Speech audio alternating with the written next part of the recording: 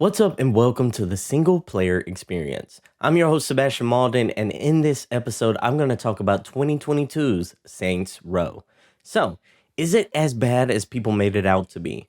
Is it a good single player experience? Find out right after the intro. DJ, hit the beat. This is a single player experience, the podcast that helps single player gamers manage the video game backlog.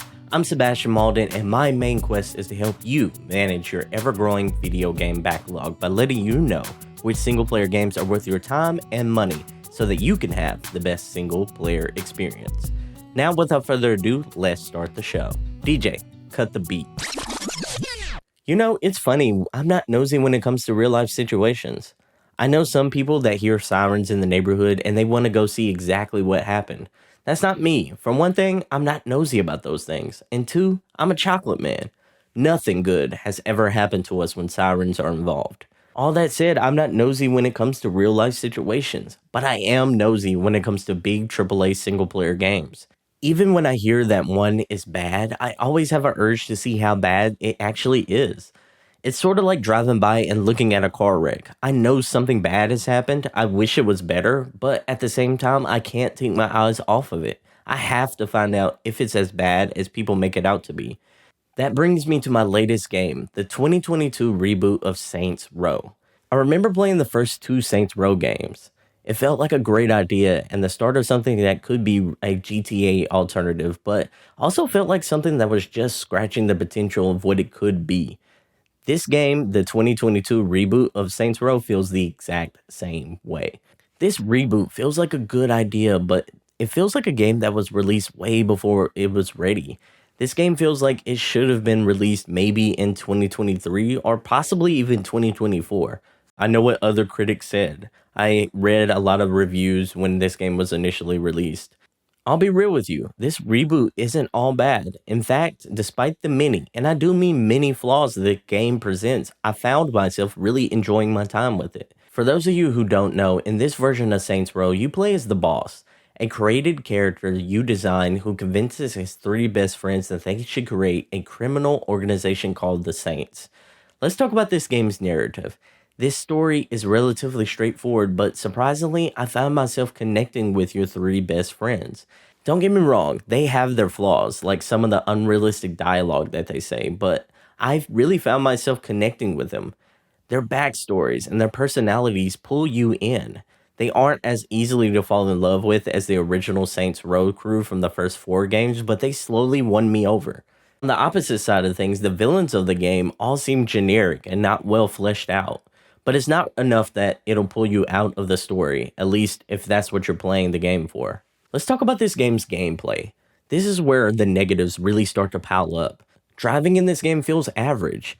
Not as bad as some of the worst open world video games, but it's barely serviceable. Turning and drifting don't feel as responsive as you'd expect. The combat is a mixed bag as well. The shooting varies from good to passable. In most occasions, it's fine, but there are times when it feels very inaccurate.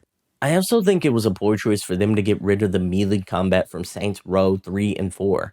In those games, you commonly use pro wrestling style melee moves, as opposed to this game where you use it as a takedown to get health back or finishing an opponent. In the old games, you can use these type of melee moves whenever you want, but in this game, you have to wait until that meter refreshes itself. This is a solid example of how the reboot feels a little lackluster compared to some of the older games. It feels like it's missing some of the magic that the old games had.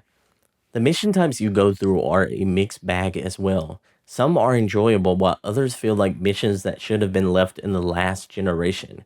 Here are some other problems I had with the game. This game is buggy as hell.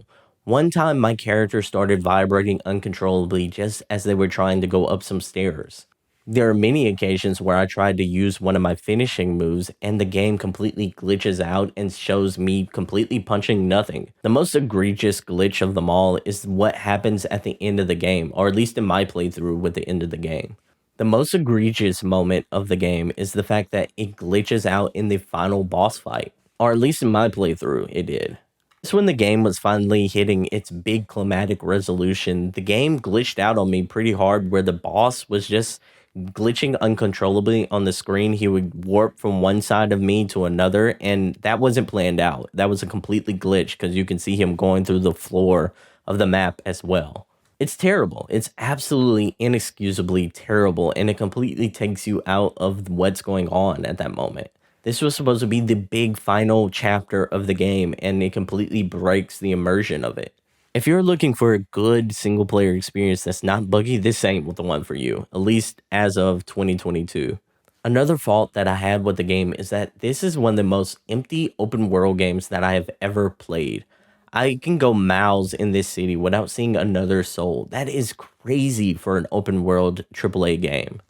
My last major critique is that the dialogue feels rocky as hell. Sometimes there's some solid one-liners, but most of the time the characters are saying things that real people just don't say. You wanna know what the crazy thing is? Despite all the flaws that this game is throwing my way, I'm having fun with it. It's the weird creative decisions, it's the execution that's preventing me from outright recommending this game. If you're a gamer who's like me, nosy about AAA games, or someone who's played the original series and wants to play something similar, try this game out. But really, I mean really wait for a deep sell before you do. For the rest of you single player gamers, I'd advise you skip this one entirely. Spend your time and money on something else. There are plenty of other single player games that have better writing, better dialogue, better gameplay, and quite frankly, a better open world. Honestly, it's like I said at the beginning of this episode, Saints Row could have been a good game. It could have been something special and something memorable, and it could have been a reboot worth playing. But ultimately, this feels like a game that just wasn't ready to be put out. And because of that, Saints Row is ultimately going to be a game that many people are going to just forget about in about 6 months. If I had to score this game, I'd give Saints Row a 6 out of 10. This is a game you should not add to your video game backlog.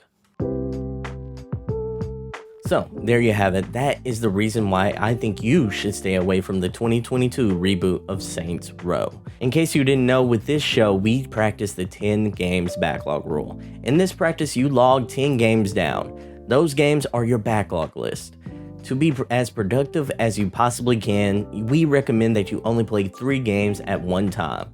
One single player narrative game, one game that is going to be your chill and relax game, and another game that is going to be your palate cleanser game. That's the game you're just going to play when you're not in the mood to play your other narrative game. When you complete or get tired of one game, it leaves the 10 game list.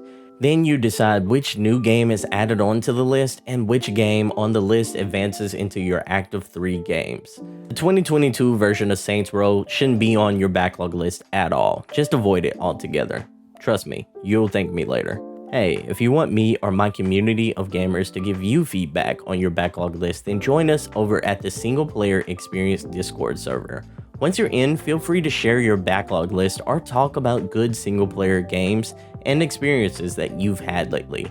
The link to join the free single player experience Discord is in the show notes. I want to thank you so much for listening to today's episode, and I hope to catch you in the next one. Peace.